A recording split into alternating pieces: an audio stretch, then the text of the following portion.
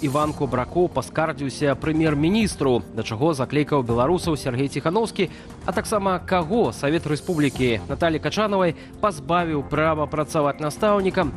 У сённяшнім аб'ектыве па-беларуску без цэнзуры. Віталь Бабін разам з вамі запрашаю.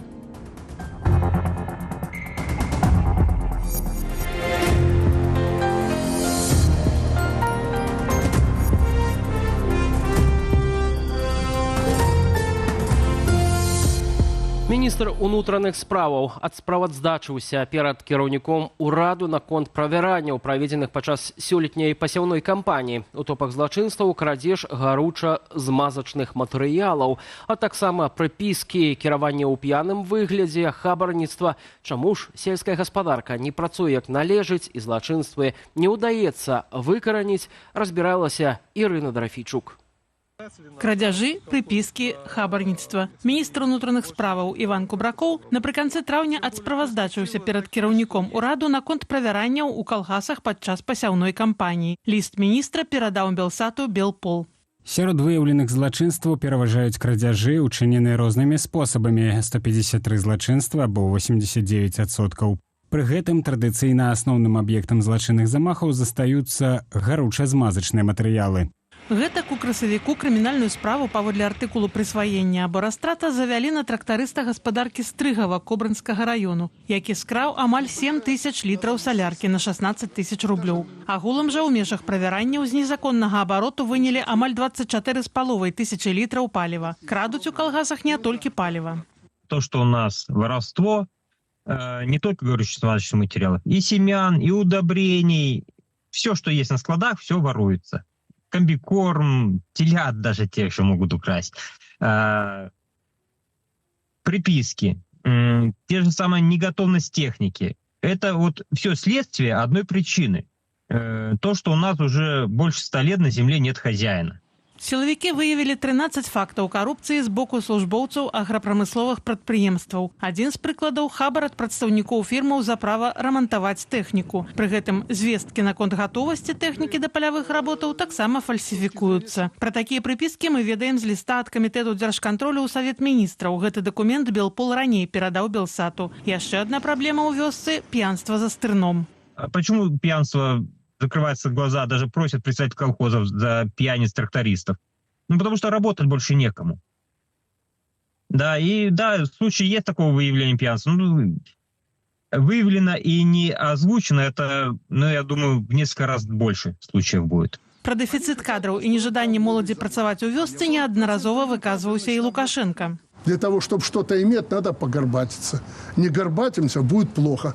Наша молодежь к этому не привыкла. Если вы думаете, что разговорами мы ее приучим, ничего подобного. Ды праблема насамрэч не толькі ў цяжкой працы, а ў кепскай інфраструктуры ды адсутнасці свабоды для прафесійнага росту. Каб выправіць сітуацыю з дэфіцытам кадраў, у навучальных установах сельскагаспадарчага профілю ўвялі квоту на мэтавае навучанне – 70% бюджэтных месцаў. Але апошнімі гадамі не ўдавалася дасягнуць і траціны запланаванага набору. Ірына Драфійчук, Белсат. Пабудаваць краіну для жыцця можна толькі разам. З такім заклікам выступіў былы палітвязень Сергей Ціханаўскі. Ён заклікаў беларусаў, якія жывуць як унутры краіны, гэтак і ў замежжы, уступаць у ягоную каманду краіны для жыцця. Усе зацікаўленыя ў далучэнні да Сергея могуць знайсці адмысловую анкету на YouTube-канале «Страна для жизни». Я планирую вдохновить и мотивировать белорусов за рубежом и в самой Беларуси. И нанести ближайший мощный удар по лукашизму и его пропаганде примерно через 3 недели. И вы все увидите результат. Вы знаете, что у меня отняли всю собственность, уничтожили мой бизнес и выбросили с мешком на голове за границу. А только для первого удара нужны ресурсы. Более 200 тысяч евро. И это небольшие средства для достижения таких масштабных целей. Если вы хотите конкретных результатов, то нужны конкретные и решительные действия. Друзья, для нашей общей победы нужны не только моя энергия и вера, но и ваша вера, доверие и помощь. Новыя заявы Сергея Ціхановскага ў эфіры студыі Белсат абмяркуем разам з нашым экспертам Віталём Цыганковым, так што заставайцеся з намі. Ну і да іншай тэмы пра тое, што пуцінскае вяртанне гістарычных тэрыторыяў – гэта звычайнае выцягванне рэсурсаў і ўзбагачэнне асобных набліжаных да яго вядома даўно. Не сакрэт, што і беларускія кампаніі не застаюцца ў баку. Ужо выходзілі расследаванні пра вываз у нашу краіну рапсу ды сланечніку. Цяпер журналісты змаглі знайсці новую інфармацыю пра схемы, якімі прадукцыя з акупаваных тэрыторый Украіны трапляе ў Беларусь. З новым расследаваннем беларускага расследавальніцкага цэнтру азнаёміўся Антон Бяздольны. Беларускі расследавальніцкі цэнтр высветліў, што значную частку грузаў з анексаваных тэрыторыяў Украіны вязуць у Беларусь пры пасярэдніцтве кампаніі «Фларэнс». Праект «Сістэма» звязваў яе з украінскім бізнесоўцам Віктарам Медведчуком, якога медыя называюць кумам Пуціна. Паводле інфармацыі БРЦ, з гэтага года бізнесовец выйшаў з праекту. Ситуація з Фларэнсам іншая, тому што там яна фактычна мае манаполію на працу на чыгуначным шляху з акупаванымі тэрыторыямі. І там гэта ўжо больш фактычна уласна такое раскраданне. Нема гандлю беларускага, данецкага, а уласна вываз нейкіх рэсурсаў. Яшчэ летась супольнасць чыгуначнікаў Беларусі пісала, што грузы з анексаваных тэрыторыяў возяць з перавальваннем у Расіі. Там пасярэднікам выступае кампанія «Фларэнс». Паводле БРЦ, пры яе пасярэдніцтве рэсурсы з акупаваных тэрыторыяў звозяць шмат якія кампаніі. Да прыкладу, 70 тоннаў жалеза з Данецкай вобласці сёлета купіла металургічная кампанія «Прамбудметал». Падобным чынам працуюць «Белаз», кізельскі цукровы завод, керамін ды іншыя. Па стане на пачатак гэтага года, з 23-го года, то гэта былі тысячи перевозак аўтамабільным шляхам праз уласна Данецкую, Луганскую, Крымскую мытню. Прычым там так цікава атрымаецца, што праз Луганскую больш ехала з Беларусі ў Луганск, а праз Крымскую і Данецкую наадварот. Расследавальнікі нагадваюць, што падобныя дзеянні разумеюцца Гаагскай канвенцыяй як марадзёрства. Цалкам з расследаваннем можна пазнаёміцца на сайце БРЦ. Антон Бяздольны, Белсат.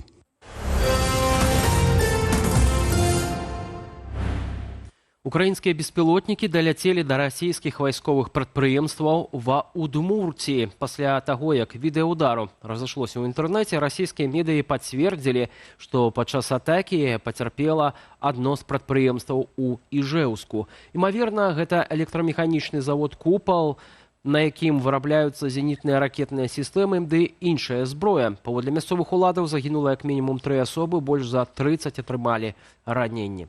Сталіца Удмурціі, Іжэўск, гэта цэнтр вайскова-прамысловага комплексу Расіі ў Перадураллі. Тут размешчаная канцэрн «Калашнікаў», група кампаніяў беспілотныя сістэмы, электрамеханічны завод «Купал». Апошні, акрамя зенітных ракетных сістэмаў малой і сярэдняй дальнасці, вырабляе ударныя дроны тыпу «Гарпія-А1».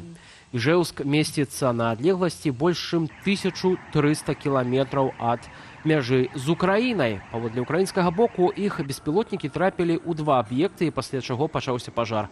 Акрамя Удмурціі, украінскія дроны атакавалі аэропорты Саратава, Ульянаўску і Казані, а таксама расійскія лагістычныя аб'екты на акупаваных тэрыторыях Украіны у Луганску, Данецку і Крыме.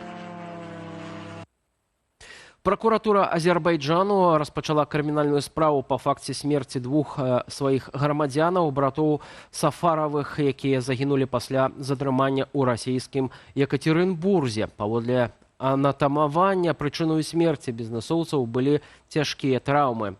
Справа адкрытая паводле артыкулу аб наўмысным забойстве, здзейсненым групай асобаў. У Екатеринбурзе пачалі сваё расследаванне абставінаў гібелі братоў. Сафаравы разам з яшчэ паўсотняй азербайджанцаў былі затрыманыя на мінулым тыдні. Расійскія сілавікі абвінавачвалі іх у датычнасці да заказных забойстваў у сярэдзіне нулявых. Афіцыйна пра загінулых сярод арыштаваных нічога не паведамлялася. Некаторыя медыі пісалі, што ўсе затрыманыя грамадзяне Азербайджану. Расійская МЗС гэта зняпраўдзіла. Аблава выклікала жорсткую рэакцыю Баку. Там адмянілі ўсе імпрэзы, звязаныя з Расіяй, правялі ператрусы ў агенцтве «Спутнік Азербайджан» і заявілі пра выяўленне супрацоўнікаў ФСБ пад прыкрыццём.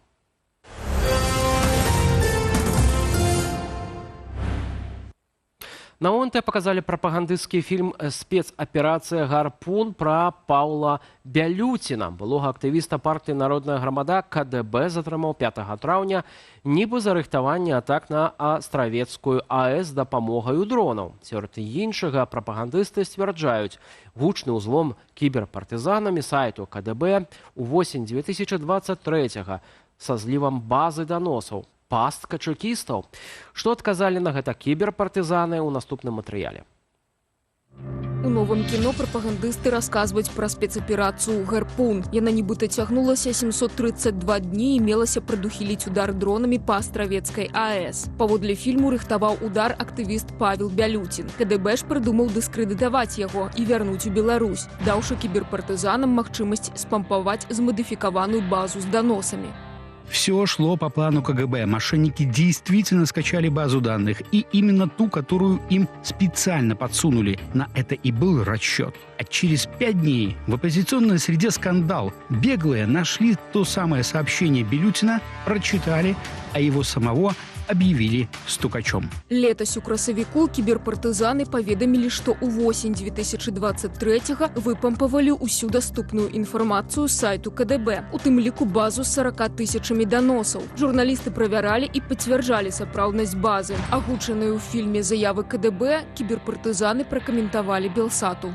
У казцы КДБ шмат супярэчнасцяў. Паводле сцвярджэння КДБ, яны спецыяльна зрабілі свой сайт уразлівым. Гэта тэхнічна і лагічна немагчыма. КДБ не мог зрабіць свой сайт уразлівым, бо уразлівасць не тычыцца толькі канкрэтна сайту КДБ. Гэтая уразлівасць была ў сотні дзяржсайтаў, напісаных на платформе BCMS і яе ААЦ, і КДБ выявілі і выправілі толькі пасля нашай атакі на Белта ў снежні 2023. У прапагандысцкім фільме няма новых відэа ці інтэрв'ю з Паўлам Бялюціным пасля затрымання. Таксама там не тлумачаць, чаму ўжо больш за 1,5 года сайт КДБ увогуле не працуе. Марыя Сысой, Белсат. Здавалася б, адным з апірышчаў рэжыму Лукашэнкі застаюцца настаўнікі, якія робяць ільвіны ўнёсак у фальсіфікацыю выбараў у нашай краіне. Аднак хоць Лукашенка і называе іх сваімі людзьмі, кантролю над педагогамі менш не становіцца, наадварот. Чарговыя змены ў айчынным заканадаўстве пакліканы адфільтраваць школу ад непажаданых для дыктатара настаўнікаў у матэрыяле Валеры Руселіка. Гэта раней школу называлі домам ведаў, цяпер жа новыя часы і новыя назвы. Да прыкладу, дом паслухмянасці альбо дом правільнай, унармаванай любові да дзяржавы. Совет Республики Национального сходу Лукашенки ухваліў напярэдадні папраўкі ў закон аб забеспячэнні правоў дзіцяці. Сярод іншага замацавалі забарону займацца педагагічнай дзейнасцю асобам, якія, цытата, учынілі злачынствы экстрэмісцкай накіраванасці. Таким образом, предлагаемая норма законопроекта ориентирована на формирование национальных условий для полноценного развития воспитания и обучения детей. Вось толькі што гэта за экстрэмісцкая накіраванасць, дакладна невядома. Законапраект не ўтрымлівае пераліку канкрэтных артыкулаў заканадаўства, парушэнне якіх цягне за сабою забарону на педагагічную дзейнасць. Если бы были указаны конкретные статьи, то да, есть какие-то рамки. Когда их нет, любого человека можно назвать экстремистом. Не так подумал, не так посмотрел, не то сделал, не туда деньги перечислил, не от того деньги получил, не тому письмо написал и так далее и тому подобное. Ухвалены законопроект стаўся скандальным яшчэ на стадыі свайго рыхтавання. У прыватнасці дакументы раскрытыкавалі спецыяльныя спавяшчальнікі ААН, якія назвалі новаўвядзенне абмежаваннем права на працу і неадпаведнымі міжнароднаму праву ў галіне правоў чалавека. То бок, калі расійскі нацыст Мельчакоў, які на камеру рэзаў галовы сабакам і забіваў мірных украінцаў, возіць беларускіх дзяцей у ваенізаваны летнік, гэта можна. А калі настаўнік, скажам, паставіў падабайку пад вось гэтым матэрыялам Белсату, яму выхоўваць беларускіх дзетак нельга. Зразумела? Не пераблытайце. Дарэчы, ідзе законапраект у брывоне толькі правам чалавека і элементарнаму чалавечаму сумленню, але і наяўнаму ў нашай краіне кадраваму голаду сярод педагогаў. Напярэдадні гэтага навучальнага года ў беларускіх школах не хапала пад 1000 настаўнікаў. Насамрэч, уже хотят зрабіць так, чтобы не было настаўнікаў таких, якія могуць думаць, чтобы навчалі дзяцей не думаць, а рабіць толькі тое, што скажуць, каб рабіць з дзяцей сапраўдных тых роботаў і жаўнераў. І пагатоў удакладняе праваабаронца Павел Левінаў. У выніку пад дадатковы палітычны ціск ухвалены законопроект аўтаматычна падводзіць не толькі настаўнікаў. Наша власть еще говорит, что своих детей должны воспитывать и родители. То есть родители тоже являются педагогами. И вот здесь вот немножко напрягает, чтобы не стали отбирать детей у родителей, которые думают неправильно с точки зрения власти или делают что-либо неправильно с точки зрения все той же власти. Цяпер, каб канчаткова набыць моц, законопроекта чакае подпісу Лукашэнкі. Як думаеце, падпіша? Валер Руселік, Белсад. Сёння у Беларусі дазволілі паляваць на мядзведзяў. Не будзе замінатнага тое, што гэтая жывёліна ўнесеная ў чырвоную кнігу. Чаму так адбылося, а таксама паводле якіх правілаў будзе праходзіць паляванне, разбіраўся Ян Федарович. У Беларусі ўпершыню ў гісторыі суверэннай дзяржавы дазволілі паляваць на мядзведзяў, прычым на жывёліны любога ўзросту і полу. Почему разрешили? Потому что численность достигла такой, которая является критической для Беларуси. Если численность их не будет регулироваться, то будет конфликтная ситуация с человеком. Сёлета ў Беларусі плануюць забіць 20 мядзведзяў. Для палявання вылучылі гаспадаркі, што месцяцца на тэрыторыі 6 раёнаў Беларусі. У асноўным гэта поўнач краіны, Віцебская вобласць. Колькі мядзведзяў у Беларусі сёлета дакладна незразумела. Летась жа Міністэрства прыродных рэсурсаў справаздачылася пра 700 асобінаў. Зрэшты, беларусы сапраўды пачалі часцяком заўважаць гэтых звяроў побач з паселішчамі. Гэта звязана ў першую чаргу з тым, што выміраюць вёскі, насельніцтва скарачаецца, прырода не церпіць пустаты, і там, дзе няма людзей, то з'яўляюцца там ваўкі, мядзведзі, дзікі. Ну, тым больш у мядзведзя, акрамя чалавека, няма такога натуральнага ворага ў асяроддзі. На думку Міністэрства прыродных рэсурсаў, колькасць мядзведзяў у Беларусі яшчэ не аптымальная для захавання віду ў доўгатэрміновай перспектыве. Таму мядзведзь па-ранейшаму застаецца ў чырвонай кнізе. Паляванне ж на яго адмысловым указам дазволіў Лукашенка. Сярод лабістаў гэтага рашэння быў старшыня беларускага таварыства паляўнічых і рыбаловаў Ігар Шуневіч. Прычым колішні міністр унутраных справаў разам з жонкаю фігуруе ў спісе тых, кто подал заявку на сдобычу медведя. Вопрос регулирования численности животных и птиц, занесенных в Красную книгу. Вопрос супергосударственный, очень важный для имиджа нашей страны в том числе. Каб пазбегчы несправядлівага размеркавання дазволаў на здабычу мядзведзя, выкарыстаюць праграму, якая шляхам лёсавання абярэ заяўкі ахвотных. Кошт здабычы складзе 1000 рублёў. Таксама прадугледжаныя адмысловыя аўкцыёны, удзельнічаць у іх могуць у тым ліку і замежнікі. На іх размяркуюць 30% ліміту тураў на мядзведзя. Мінімальная цана здабычы звера ў гэтым выпадку складзе 2000 рублёў. Адметна, што разам з мядзведзям у Беларусі таксама дазволілі паляваць на іншага звера з чырвонай кнігі – рысь. Принято решение о том, что они частично сохраняют свой статус краснокнижных, но в то же время в целях, скажем так, снижения риска различных ситуаций, связанных с поведением этих двух крупных хищников, будет допускаться изъятие определенного количества их на определенных территориях. Між тым у суседняй Літве паляўнічыя адмаўляюцца забіваць мядзведзяў, нават калі тыя прыходзяць у гарады, як гэта было з маладою мядзведзіцаю, што завітала ў Вільню 2 тыдні таму. Ян Федарович, Белсад. Дзверы не таго памеру, якія ледзь трымаюцца і выглядаюць нібыта са сметніку, камунальнікі Барысава усталявалі ў жылым доме па вуліцы Ленінскай. Не ўсім жыхарам гэта спадабалася. Незадаволены працаю камунальных службаў мужчына паказаў тыя самыя дзверы на відэа. Глядзіце ў нашай рубрыцы без комментара. Город Борисов на связи. Вот такую вот дверь в доме 10А по улице Ленинской установила нам УПЖилье 2 дня назад. Притащили откуда-то вот такую вот брючную непонятную дверь. Она не по размеру. Здесь зашита вот такой вот жестянкой. Закрывается на вот такую вот резиночку. В общем, красота. В связи с этим вопрос. к руководящей касте нашего Борисовского пожилья. У вас в подъездах такие же стоят, да? Ах, о чем же я спрашиваю? У вас, наверное, там люди живут, да?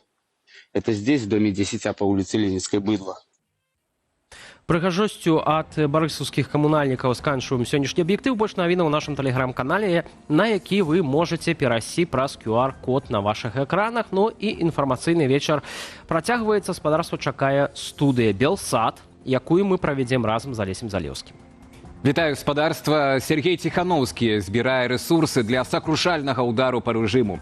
Ацэнім перспектывы і амбіцыі былога палітвязня, а таксама ў цэлым стратэгію апазіцыі. Мо час яе перагледзець. Ужо неўзабаве ў гэтай студыі з'явяцца аналітыкі Віталь Цыганкоў і Андрэй Ягораў. А пакуль агляд публікацыі нашай старонкі.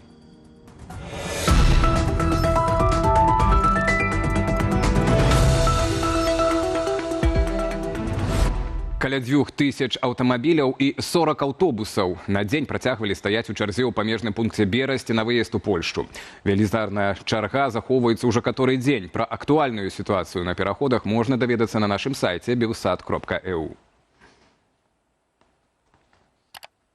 Напярэдадні ў Берасці было амаль 2500 легкавікоў і каля 60 аўтобусаў. Паводле польскіх памежнікаў, прыкладны час чакання пачатку рэгістрацыі ў Тэрэсполі складае для аўтобусаў 4 гадзіны, для легкавых аўтамабіляў 16 гадзінаў. Паводле карыстальнікаў чату «Варшавка, граніца Брест-Тиресполь», уначы з 30 чэрвеня на 1 ліпеня праехаць мяжу аўтобусам ад шлагбаума да шлагбаума можна было за 7 гадзінаў. Пункт пропуску Берасці застаецца адзіным адкрытым пунктам на мяжы Беларусі з Польшчаю. І акурат цяпер там рамантуюць дарогу, у сувязі з чым сітуацыя магла ўскладніцца.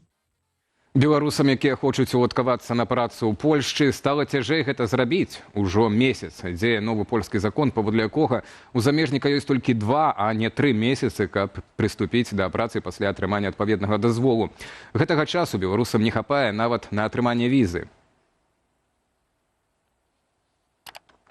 Запісу на падачу дакументаў на польскую візу ў Менску цяпер даводзіцца чакаць 4 месяцы і даўжэй. Нават праз памагатараў і за немалыя грошы.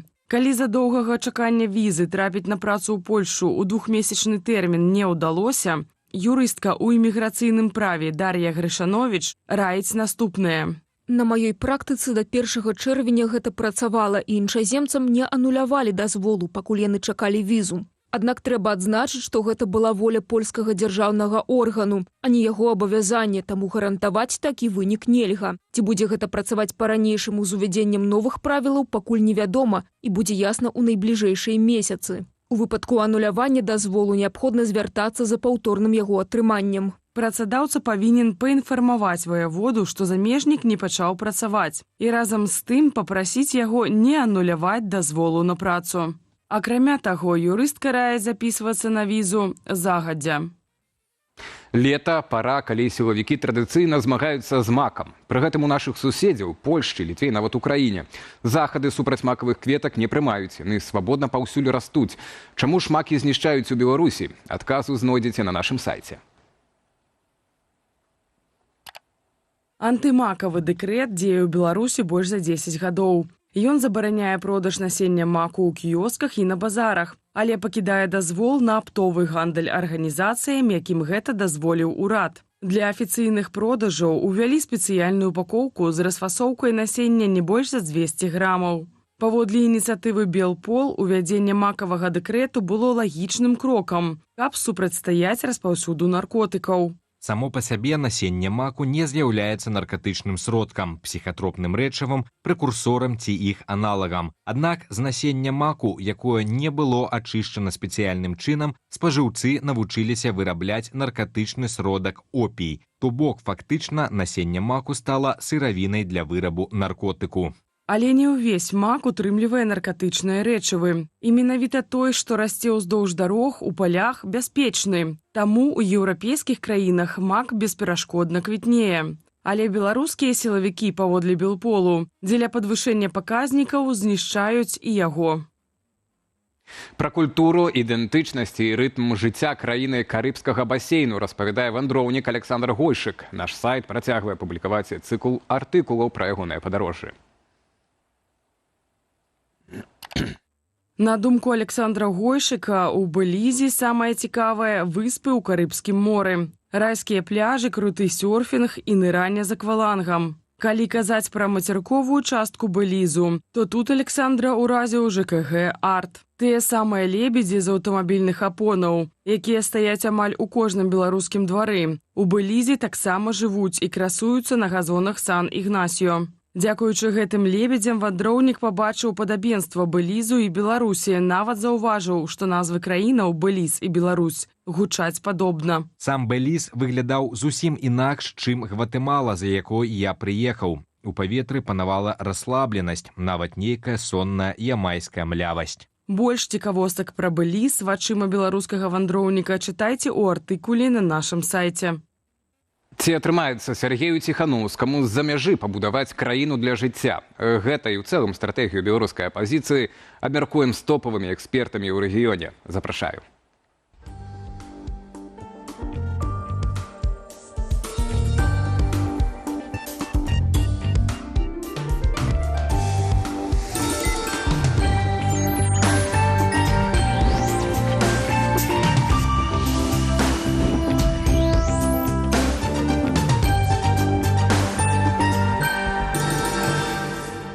Господарство, сегодня пытаемся у вас, что вы думаете про сбор Сергеем Тихановским 200 тысяч евро для того, каб, цитата, за 3 тыдні нанесці рашучы удар па лукашэнкаўскай прапагандзе і рэжыму. Варыянты адказу: чарговы паляўнічы за донатамі, ўжо прагаласавала 18%, хоць нейкі варушняк у апазіцыі 40%, хутка сутыкнецца з рэальнасцю, так лічаць 34% тых, хто прагаласаваў, і бурленне ў шклянцы 9%.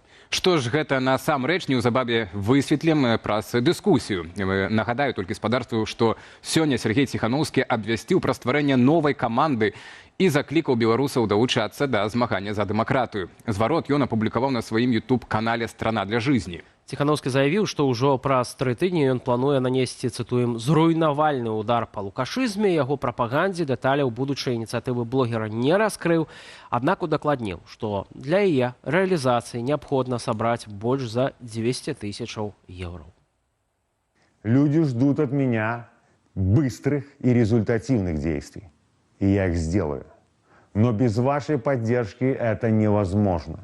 Для крушения диктатуры в Беларуси и финансирования конкретных шагов, каждый из которых может оказаться решающим для нашей победы, мне необходима ваша помощь, оборудование и средства.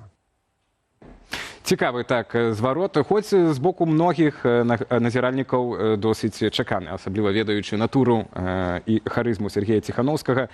Віталь Цыганкоў знаходзіцца ў нашай студыі, палітычны аглядальнік, у тым ліку для нашага тэлеканала. Вечар добры, спадару Віталь. Прывітанне. Я думаў у вас напачаць ад агулам ацэнкі, наколькі гэта магчыма сабраць тыя 200 тысяч і што гэта можа быць за ідэя, але можа пачнем ад агулам уражанняў, твоих ураженняў ад гэтага зварота. Ну, вспомнилась белорусская народная такая вельми докладная приказка «Дай Бог нашему теляти ваўка з'есці». Дай Бог поспеха Ціханаўскаму, безумоўна, все мы жадаем, но але як аналітыкі павінны прааналізаваць, наколькі гэта рэалістычна і магчыма. І, безумоўна, тут ёсць нейкая супярэчнасць тым, што ён выйшаў і, магчыма, яшчэ жыве тымі натоўпамі, якія сустракалі его Беларусі ў розных гарадах і вёсках. Вось, і інерцыі таго рэвалюцыйнага часу, зараз час трошкі іншы. На жаль, ці проста канстатаваць можна. І, калі ён абяцае нанесці нейкі удар, то, конечно, хацелось бы, каб гэта был сапраўды нейкі, скажем, істотны, рашучы удар, але цяжка уявіць, што это можа быць, но можа быць нейкая інфармацыя там пра карупцыю, ці пра знаходжанне, пра тое, якія умовы за кратамі, ці нейкія, можа быць, санкцыйныя прапановы. Я не магу тут меркаваць, ён не выдае, што это можа быць, але цяжка уявіць, што гэта будзе такі удар, ад якога рэжым рухне. Тым не менш, ось зараз некаторыя эксперты кажуць, што з'явілася вакно магчымасцяў для нейкіх пераменаў, для нейкіх зрухаў. Гэтае вакно магчымасцяў вельмі маленькае і яно можа быць вельмі кароткае па часу. Ці ты пагадзіўся з такім меркаваннем? А давайте внесем ясность. Я думаю, тут может быть довольно жорсткі ацэнку, но трэба сказаць, акно магчымасцяў для чаго? Акно магчымасцяў для вызвалення палітвязняў. І тут трэба разумець, што гэта дзве не тое, што там супярэчлівыя мэты, але яны не аднолькавыя. Адно зрынанне рэжыму, другое вызвалення палітвязняў. Відавочна, што зараз, разумеючы, што і многія пра гэта заяўляюць адкрыта, што на сёння няма падставаў гаварыць пра зрынанне рэжыму, такіх магчымасцяў.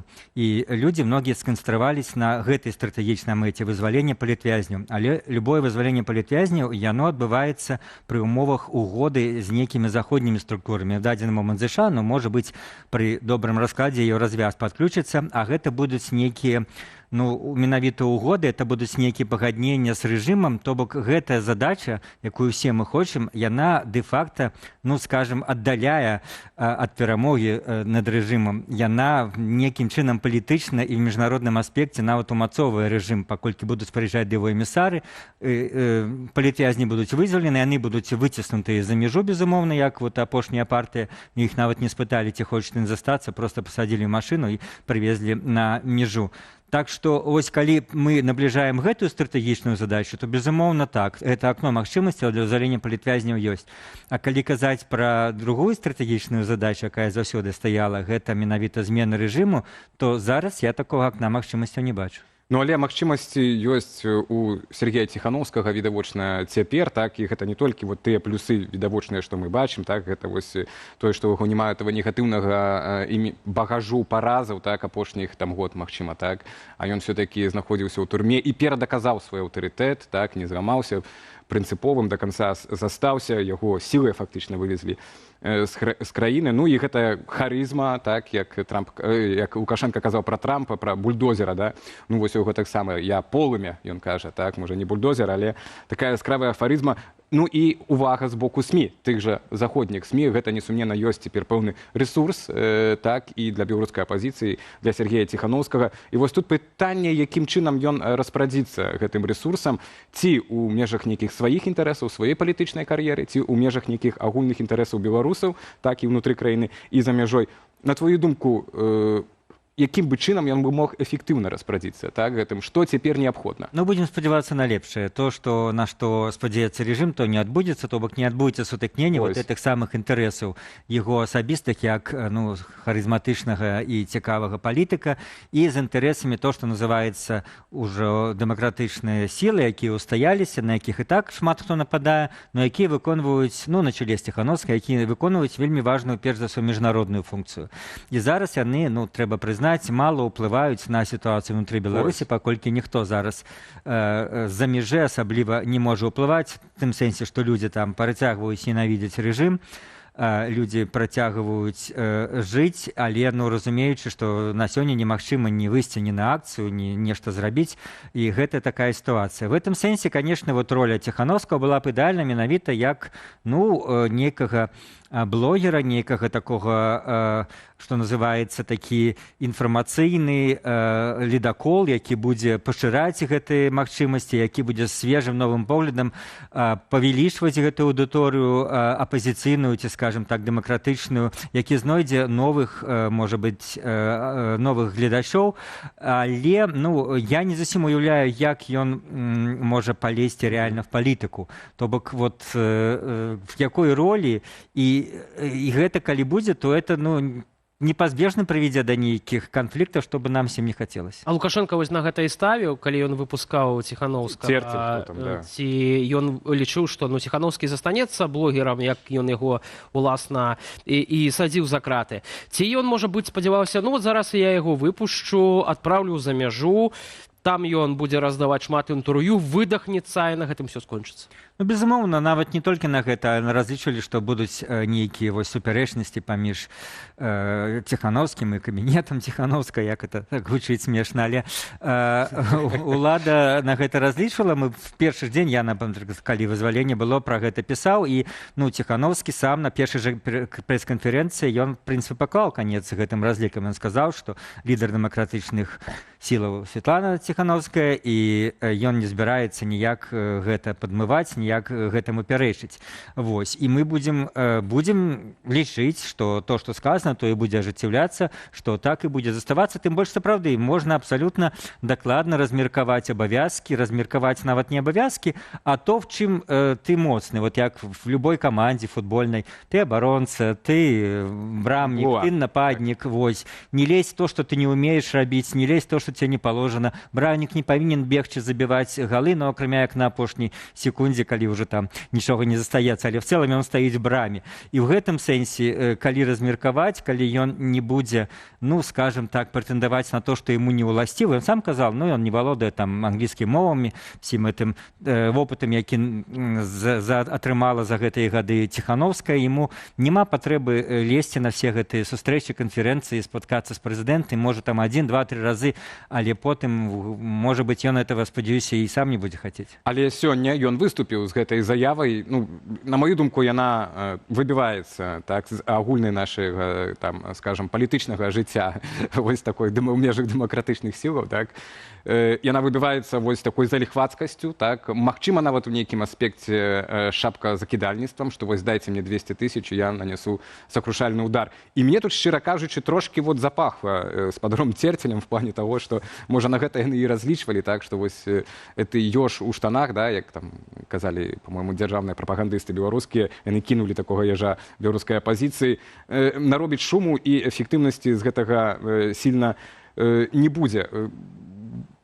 Пераходзіць гэтую мяжу цяпер, Сергей, на твой? Мы пакуль не можам казаць менавіта аб'ектыўна-аналітычна, бо ён спрабуе сапраўды знайсці для свайго нейкага праекта там магчымасці, рэсурсы, і што в гэтым пакуль кепскага. Пакуль гэты праект, які, ну, асабліва не так не прадстаўлены, не знаходзіць нейкую супярэчнасць з астатняй дзейнасцю дэмакратычных сілаў, так што чаго загадзя праяўляць песімізм? Я думаю, песімізм у нас яшчэ будзе магчымасць. Будзе нагоды. Праз 3 тыдні праверым, так, што там. Гаварыць пра песімізм. Ясна, што ёсць такі элемент, што, ну, многія беларусы ўжо апекліся, і таксама, напэўна, это трэба сказаць, но пасля 2020 года, калі самыя, скажем, популярные, не хочу сказать лепшие, самые популярные аналитики казали в стиле «мы уже перемогли», долго на штыках трымацца ўлада не можа, в 20, там, хтосьці казал, кастрычніку Лукашэнкі не будзе, но, признаюсь, я так ніколі не казал, што гэта марафон, і пакуль не бачна, што ў нас спрынт, што перамога блізкая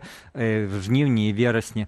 Вось. І так казалі, і людзі ім верылі, і, ну, як бы, можа быць, гэта нічога страшного. Ну, верылі, но потым аказалось, што трошки былі ацэнкі неправільныя, але праблема ў тым, што многія людзі за гэтай веры рабілі нейкія жыццёвыя свае проста высновы, і яны заставались в Беларусі, калі трэба было ўжо ўцякаць, ці яны выходзілі на тыя рэчы, которые ўжо неслі вельмі відавочную пагрозу. Вот чым праблема. Праблема не в тым, што там ты ачараваўся і расчараваўся потым. Праблема тым, што абапіраючыся на нейкія заявы палітыкаў, ты робіш нейкія жыццёвыя рашэнні, а потым ты не зусім разумееш, які за іх можа быць расплата. Таму тут трэба быць вельмі асцярожным, калі, в прынцыпе, Ціхановскі заклікае людзей, в тым ліку ў Беларусі, падпісвацца там пад яго нейкімі зваротамі, дакументамі, то, безумоўна, людзі ў Беларусі, якія ведаюць, дзе яны жывуць і якая рэальнасць, яны, ну, самі будуць асцярожныя, нават незалежна ад таго, што мы ім зараз тут скажам. Ну, гэта у выпадку, калі сапраўды мэта таго ж Ціхановскага, мэта дэмакратычных сілаў, там усіх нас, там, не ведаю, беларусаў, якія за мяжой, якія могуць нешта рабіць, это вось нейкія перамены ў Беларусі, так, ці там вяртанне дадому, умоўна кажучы. Это нікуды не падзелася, просто тое самае рэальнасць і акно магчымасцяў патрабуе самых розных дзеянняў, розныя гістарычныя часы. Зараз заклікаць людзей выйсці дзе-небудзь у Беларусі, гэта безадказна і нават, можна сказаць, ну, злачынна. Ну, вось я таму і казаў, што дзе тая мяжа, калі ён ужо, спадар Сергей можа так сапраўды перайсці, а можа ён там сидзеў, это мы тут ужо этымі паразамі, ведаеце, ужо глядзім праз паразы, так, на нашу рэальнасць, а тут Сергей памяняе правілы гульні зараз можа. Пакуль жа розныя галасы гучаць датычна гэтай заявы, і ў тым ліку крытычнай, можа не сённяшняй заявы, а агулам сітуацыі ў дэмакратычных сілаў. І адна з гэтых заяваў, напрыклад, з боку Андрэя Ягорова сцвярджае, што, вось ён кажа, беларусы маюць ісці гістарычным шляхам габрэяў, заявіў былы спікер Каардынацыйнай рады Андрэй Ягораў, і раскрытыкаваў сённяшні падыход беларускіх дэмакратаў да змагання з уладаю Лукашэнкі. Эксперт прапаноўвае арыентавацца на досвед сіянісцкага руху канца 19 стагоддзя. Габрэі, не маючы дзяржавы, стварылі дакладную лаканічную праграму – Базельскую дэкларацыю. Яна складалася з 4 пунктаў: гуртаванне міграцыі, самаарганізацыя, культурная праца і міжнародная падтрымка. Мы павінны зрабіць нешта падобнае для беларусаў, адзначыў Ягораў. Ён заклікае да асэнсавання новай рэальнасці, у якой беларусы мусяць існаваць як нацыя ў выгнанні, без контролю над уласною тэрыторыяй. Ну, уласна, палітолог Андрэй Ягораў в нашай студыі. Прывітанне. Добрый дзень. Спадар Андрэй, дык беларусам будаваць транспамежную нацыю трэба, бо тут спадар Сергей Ціхановскі заклікае канкрэтныя дзеянні для таго, каб нанесці сакрушальны рэжым і вярнуцца нам усім дадому. Ці працаваць, да, вот сапраўды, паводле стратэгіі Сергея над вяртаннем дзяржавы беларусам, ці вось так, як прапануеце вы. Раскажыце, калі ласка, розніцу ў падыходзе. Зараз даволі цяжка зразумець, што менавіта мае на ўвазе сам Сергей Ціхановскі, з таго, што я прапаную, нам не трэба будаваць транспамежную нацыю. Беларусы ёсць транспамежнай нацыяй, як урэшце амаль усе сучасныя нацыі. І для беларусаў гэта асабліва актуальна стала пасля 20-го году, калі паўстала беларуская дыяспора. То бок мы пабачылі цалкам іншую якасць беларусаў, якія жывуць па-за межамі краіны, звычайна думаючы пра тое, што беларусы растварыліся, іх няма, але ў 20-м годзе было відавочна, што беларусы ёсць не толькі ў краіне, але па ўсім свеце. І пасля 20-го года, пасля вялікай міграцыі, новай хвалі міграцыі беларусаў, змянілася частковая якасць гэтай дыаспоры. Шмат людзей прыехала з такімі грамадскімі актывісцкімі установкамі сюды, і гэта надае новы патэнцыял для развіцця руху беларускага па-за межамі Беларусі. То бок трэба глядзець не толькі на тое, што адбываецца ўнутры краіны, але і на патэнцыял беларускай дыяспоры, які можа быць значным чыннікам для зменаў у краіне. Не ключавым, канешне, але даволі істотным. Ну, пра гэта многія кажуць, пра гэтую ролю дыяспоры. А што канкрэтна, калі вось параўнанне ўжо з гэтым вопытам апошніх 5 год, так? Мы ж таксама будавалі фактычна такую супольнасць і дыяспору. Што мы не так рабілі, у які бок ісці цяпер? Ну, за гэтыя гады не склалася масавай арганізацыі беларусаў, якая б была абапёртая на дзесяткі тысячаў, сотні тысячаў людзей, якія былі парганізаваныя у нейкую структуру палітычнага руху, звязанага ў нейкае больш-менш адзінае палітычнае цэлае. Таму я вось і прыводжу гэтыя аналогіі, напрыклад, сіянісцкага руху, дзе напрыканцы 19 стагоддзя, у пачатку 20 стагоддзя, амаль усе заўважныя суполкі габрэяў удзельнічалі ў гэтым сіянісцкім руху, мелі да яго дачынення нейкае. Не абавязкова, зноў-такі, гэта быў арганічна адзіны рух, але яны маглі фінансаваць сваю дзейнасць праз уласны фонд, яны маглі падтрымліваць дэмакратычныя інстытуты кіравання у выглядзе рэгулярных сіянісцкіх кангрэсаў, выбараў выканаўчых органаў, стварэння спецыяльных прадпрыемстваў і прафсаюзаў, якія будавалі і уладкоўвалі жыццё на тэрыторыі Палестыны, спрыялі эміграцыі і так далей. То вось такой масавай сусветнай палітычнай арганізацыі, конечно, у беларусаў на сённяшні час няма. Мы пакуль што існуем у стане такіх разрозненых суполак. Гэта таксама добра, што ёсць вось гэтая самаарганізацыя, але пакуль што нейкай вялікай палітычнай самаарганізацыі няма. І вось цікава, што будзе зрабіць Ціхановскі. Дарэчы, вось калі мы кажам пра апазіцыю выгнання, не толькі пра дыяспору, якая можа мець нейкі ўплыў, то ёсць меркаванне, што гэтая апазіцыя, якая зараз знаходзіцца у замежжы, то бок прыход яе да ўлады ў Беларусі раўняецца нулю. Віталь, ці ты пагадзіўся? Маецца на ўвазе верагоднасць такого? Верагоднасць таго, што да, Залатушка, умоўна, Ціхановская могуць прыйсці да ўлады. Ну, ёсць розныя варыянты, канешне, мы нават не можам уявіць, наколькі яны могуць розныя. Я проста тут, каб уж трошки не тое, што аптымізм, а гістарычныя прыклады. Андрей адны прыводзіл, я вот приведу іншы. Дедушка Ленин, тады еще не я дедушка. вот этого Ленина вот увесь час хотел. Да? Хотел задать. Так, может, Ленину атрымалася ж? Не, в 17-м годзе я не про тое, што атрымалася, да, это один был. За мяжы. В 17-м годзе на нейкай канференцыі уже в 17-м война шла, и в студені 17-го на некой конференции в Базеле, я еще нашел эту цитату, докладная по-английски она была, и он сказал так, что, ну, она добро ведомая, что, на жаль, наше поколение старых революционеров уже не побачить революційные змены. То бок он абсолютно не верил уже в перамогу революции в России, а якая адбылася, ну, лютовская революция праз месяц, а потым уже ён вернулся і в кастрычніку свой переворот зрабіў. Вось. Так што гэта просто да гістарычных прыкладаў, наколькі такія, як многія лічаць, так, рэвалюцыйны геній Ленін не мог прадказаць, што будзе. Так што, канешне, в выпадку нейкага развіцця падзеяў больш-менш прадказальнага, там нейкі пераемнік, ці Лукашенко там перадае ўладу, ці там просто паступова транзіт улады, то тады, да, у тых палітыкаў, якія за мяжой, мала шансаў прыйсці да ўлады, бо все роўна нават новая ўлада пераемнікі, яна будзе дастаткова будаваць нейкія, ну, бар'еры для іх. Але в выпадку, который таксама не выключаны, хаця працэнт не самы вялікі, в выпадку нейкіх рэвалюцыйных зменаў, калі вы ж вспомніце 17-й год, чаму яны адбыліся, бо была вайна, і калі мы только кажам, што вот можа быць вялікая вайна, і калі будзе сапраўды вялікая вайна, там Расія і Беларусія будзе включана з Еўропай, то, канешне, гэта паскорыць ці працэсы, будзе зусім іншы сцэнар, і в такім сцэнары якраз магчыма на гэтых белых канях, на белых абрамсах, што апазіцыя вернецца Беларусь менавіта такім чынам. Я яшчэ хацеў все-таки у Андрэя больш распытаць пра гэту ідэю, так, каб якія сфармуляваць, каб больш увагі, скажем так, звяртаць на беларусаў, которые могуць нешта рабіць, назовем это так, у свеце, так, а не на сітуацыю ўнутры краіны. Сёння мы атрымліваем навіну, што 5 краін, ну, значит, не сёння, днямі 5 краінаў еўразвяза, якія мяжуюць з Расіяй, маюць намер мінаваць всю мяжу, так, уже выходзяць з гэтых абмежавальных всякіх дакументаў, так, міжнародных, каб гэта можна, канвенцыі, каб гэта можна было рабіць. Ну, і атрымліваецца уже такая нават не жалезная, а мінная заслона, так. Ну, і пры вашым такім падыходзе атрымліваецца, што мы фактычна і як вось гэтыя краіны таксама, да, пагаджаемся на тое, што цяпер гэта тэрыторыя пад уплывам пратэктаратам Расіі, мы рэальна нічога не можам паўплываць зрабіць, а таму, каб эфектыўнымі быць, звяртаць увагу на тое, што мы можам рабіць там за мяжою, лабіраваць неяк, уплываць на палітыкаў заходніх, там сябе захоўваць, нашу культуру. Я правильно зразумеў? Не, конечно, неправильно. Таму што наша прастора практыкі гэта Беларусь. У нас няма іншай Беларусі.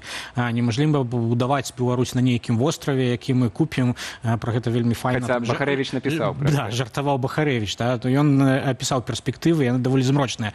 Таму беларускі рух, ён з неабходнасцю звязаны з прасторай самой Беларусі як асноўнай прасторай практыкі для яе. Тыя змены, якія адбываюцца ў Беларусі, ёсць сутнасцю таго, што мусіць паўстаць як дыаспаральны рух, і гэта толькі частка беларускага руху. Таму што, там, як я ў іншых момантах кажу, што транспамежная нацыя, яна і ў Беларусі і па-за Беларусю, але і ў Беларусі. І галоўная частка ў Беларусі, і ўсё ж такі змена залежыць найперш ад таго, што адбываецца ў Беларусі. Мы можам, канешне, пабудаваць другую нагу як бы ў выглядзе там дыаспаральнага руху, але нам патрэбна гэтая першая нага ў выглядзе апірышай. На сённяшні час, ну, вось канцэнтрацыя рэсурсаў там беларускай дыяспары можа дапамагаць развіццю унутры беларускага руху. І калі мы паглядзім на гістарычныя прыклады там працы дыяспараў у там камуністычных краінах ранейшай камуністычнай прасторы, то дыяспара грала значную роль. Ну, паглядзім на польскую дыяспару, на інтэлектуалы, якія там былі сканцэнтраваны. І цяпер беларуская таксама дыяспара грае такую роль. Я стараюся зразумець, што мы цяпер робім не так, Андрэй, што ты вось кажаш, давайце рабіць... Няма масавай как бы арганізацыі перш за ўсё. Как бы няма дастатковай канцэнтрацыі рэсурсаў. Лідарства как бы у нас как бы часткова ёсць, хутчэй яно выкарыстоўваецца можа не не на как бы усе задачы, якія нам патрэбныя, і хутчэй можа быць не на тыя. То крытыка засяроджана на тое, што как бы трэба звярнуць увагу больш на унутраную структуру, там рэструктурацыю таго, што мы ёсць на сённяшні час за межамі. Бо гэты патэнцыял как бы беларусаў ён з'яўляецца недавыкарыстаным. І дарэчы, Ціхановскі таксама на гэта як бы звяртае перш за ўсё увагу. То есть што бы ён збіраецца рабіць? Ён збіраецца ездзіць і арганізоўваць людзей паўсюль, ён заклікае далучацца. Ён спадзяецца, што значная колькасць людзей как бы далучыцца. Чаму? Таму што трэба чалавечыя рэсурсы, трэба матэрыяльныя, фінансавыя рэсурсы, арганізацыйныя, інтэлектуальныя рэсурсы. Я памятаю, ваш калега Пракоп'еў, ён даволі так яшчэ год-два назад палымяны, як заўсёды, як ён твуме, выказваўся менавіта пра тое, што роля міграцыі павінна павышацца, што мы все, калі аб'яднаемся, настолькі можа быць грошай і магчымасцяў, і ідзе это ўсё. Гэтая ідэя сама па сабе как бы нікуды не знікае. Калі няма праактыўных дзеянняў у гэтым кірунку зараз, гэта не значыць, што сама ідэя нерэлевантная сітуацыі. Мы как бы мелі спадзяванне на тое, што праз выбары ў каардынацыйную раду гэта будзе такі крок для вяртання людзей у палітычную дзейнасць да стварэння калектыўнага органа і кіравання. 6 тысяч яны паказалі сапраўды, яны паказалі, што как бы патэнцыял как бы малы, але ён как бы нейкі ёсць, да? Вось это можа быць там пэўным апільчам. Канешне, калі б это было там, не ведаю, там 20, 50, 100 тысячаў, это, канешне, было б значна іншая сітуацыя. Але яна была не была дасягнутая не толькі таму, што такая сітуацыя, да? Але і таму, што гэта была даволі такая хісткая падтрымка з боку іншых структураў. Ватушка ўкладваўся як актыўны чалавек. Прыгожая ідэя. Як вы збіраецеся её как бы трэба рабіць спробы. Я бачу как бы на том моманце, калі вы прыгадалі Пракоп'ева, і мы разам з Вадзімам і гаспадаром Сахатчыкам таксама рабілі такія сустрэчы па дыяспарах, я бачыў вялікі водгук людзей на гэта. То бок яны хацелі размаўляць, яны хацелі как бы ісці, яны разумелі самую ідэю, как бы схоплівалі, і гэта відавочна. Вось мы спрабавалі выступаць такімі амбасадорамі гэтага руху, але потом как бы стварылася такая сітуацыя, што мы не змаглі працягнуць. Там Сахатчык з намі не пайшоў на выбары, мы засталіся з Вадзімам у сітуацыі апазіцыі ўнутры каардынацыйнай рады. Как бы так складваецца сітуацыя, але гэта не значыць, што ідэя неправільная. Магчыма, как бы мы рабілі не тыя крокі. То бок это цяпер якраз і трэба, бо вось тут многія кажуць, што беларуская дэмакратычная сілы, вось і Сергей Ціхановскі мае вельмі гэты кароткае вакно магчымасцяў, так, это медовы месяц, калі да яго прыцягнутая ўвага, так, з боку розных СМІ і дыяспары, мы бачым гэта па праглядам, змясці на вокладку Ціхановскага і адразу дзесяткі тысяч. Вадзім Пракоп'еў, які сёння выступаў на Еўрарадыё, заўважыў, што гэты патэнцыял Сергей Ціхановскі мае выкарыстоўваць, працуючы праз амерыканскія медыі з амерыканскай грамадскай думкай і грамадскай супольнасцю ЗША, якая магла б паспрыяць нейкім пераменам ці прынамсі вызваленню палітычных зняволеных, пра што мы казалі ў пачатку гэтай размовы. Ці дэмакратычныя сілы змогуць вось Ціхановскага такім чынам выкарыстаць? Андрэй, ёсць? Ты бачыш гэты патэнцыял? Ці наогул паміж сабой дэмакратычныя сілы размаўляюць і могуць пра такое дамаўляцца? Патэнцыял у зараз фігуры Сергея Ціхановскага.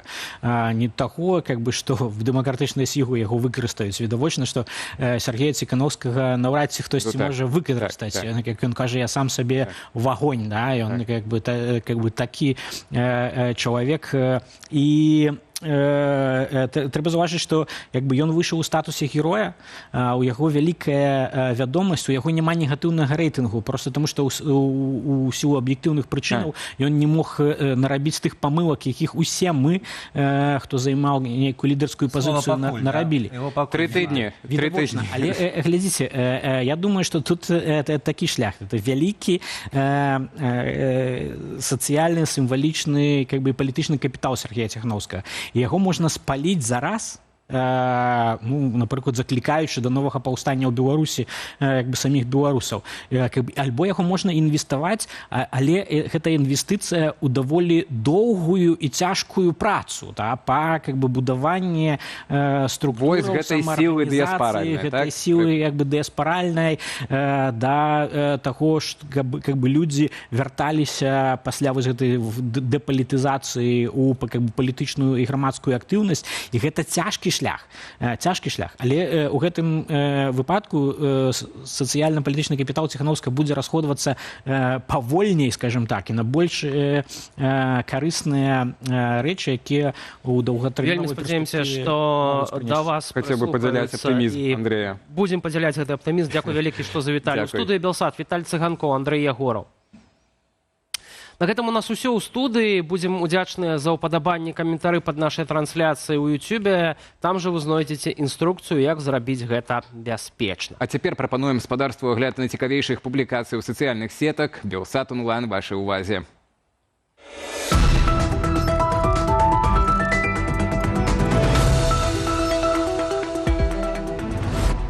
До 14 ліпеня на адзіным пункце пропуску на беларуска-польскай межы Берасці пройдуць рамонтныя работы, што можа ускладніць рух легкавога транспарту і аўтобусаў. Мытнікі раяць улічваць гэта пры планаванні паездкі, бо чаканне на межы цяпер і так перавышае 4 дні.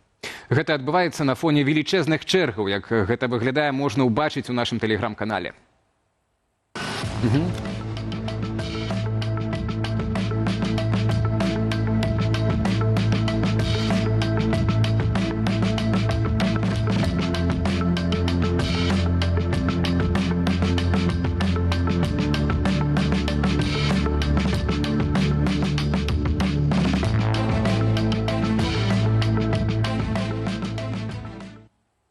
На YouTube-канале Белсат Шортс актыўна набірае перагляды ролик, на якім паказаныя кадры затрымання расійскіх прапагандыстаў, супрацоўнікаў ФСБ у Азербайджане. Паводле выдання Мінваль, гэта выканаўчы дырэктар бакінскага філіялу «Спутнік Азербайджан» Ігор Картавых і шэф-рэдактар Яўген Белавусаў. Канфлікт паміж Расіяй ды Азербайджанам распальваецца.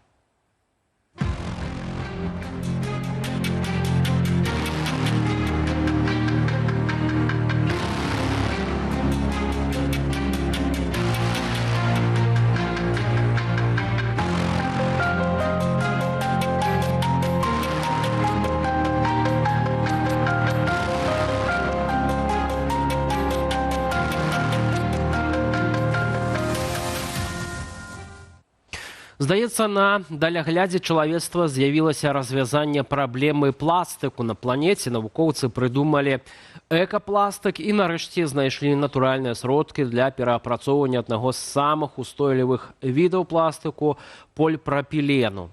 Пра гэта расказала наша каляжанка Вольга Старасціна ў навінах будучыні. Цалкам выданне шукайце на YouTube-канале Белсат Лайв, а зараз фрагмент, што падрабралі для вас калегі, якія ведуць стужку белсатаўскага фейсбуку.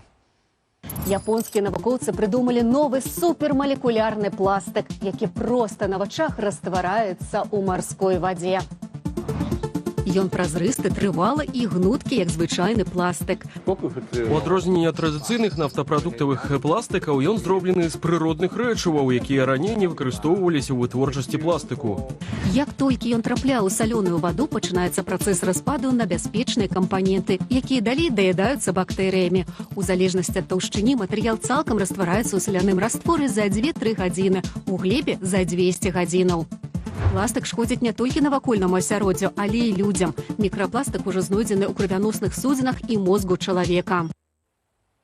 Большасць гледачоў YouTube-каналу Белсат Ньюс выступаюць за помнікі творчым людзям. Гэта вынікае з апытання, праведзенага на нашым канале. Калегі задаліся пытаннем, якія помнікі павінны стаяць у Беларусі.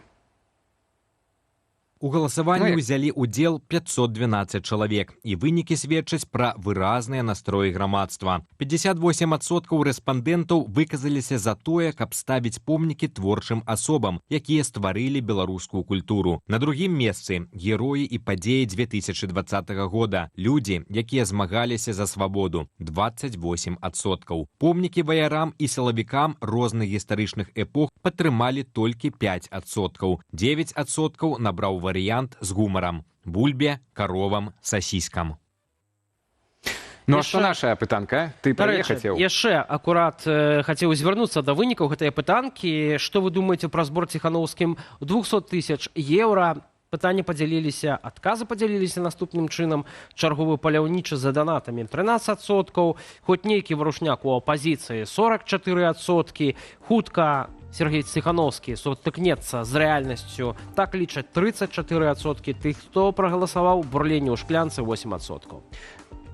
На гэтым у нас усё спадарства. Ну, тут еще перадаюць, што Макрон паразмаўляў з Пуціным па тэлефоне. Ну, пра вынікі мы ўжо паведамім і даведаемся, напэўна, заўтра у нашым выданні з поўным аналізам. Ну, а калі пра пытанне пра Сергея Ціханаўскага, ну, 44% падтрымліваюць ягоныя дзеянні, хоць не да канца вядома, на чым яны палягаюць, але, думаю, гэта досыць аптымістычна для нас. Дзякуем за увагу і каментары, а таксама ваше упадабанне. Для вас працавалі Віталь Бабін, Алесь Залеўскі. Да хуткай сустрэчы на Белсаце. Пакуль.